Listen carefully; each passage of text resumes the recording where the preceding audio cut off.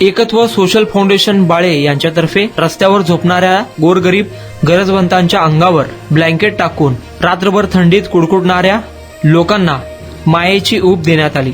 एकत्व फाउंडेशन बाळे येथील युवकांनी शहरातील विविध चौकात फिरून रस्त्यावर थंडीत कुडकुडणाऱ्या भिक्षुकांच्या अंगावर प्रत्यक्ष पांघरून घालून एक वेगळा उपक्रम राबविला। या उपक्रमाची सुरुवात छत्रपती शिवाजी महाराज चौकातून करण्यात आली। दत्त चौक, सिद्धेश्वर मंदिर परिसर, शनी मंदिर, रेल्वे स्टेशन, 7 रस्ता या भागातील रस्त्यावर झोपणाऱ्यांच्या अंगावर पांघरून घालण्यात आले। कार्यक्रम यशस्वी करण्यासाठी किरण सरवळे, ऋषिकेश हरसुरे, दीपक करकी, चेतन झाडे, शाहबाज मकानदार, पिरप्पा कोळी आदींनी परिश्रम घेतले।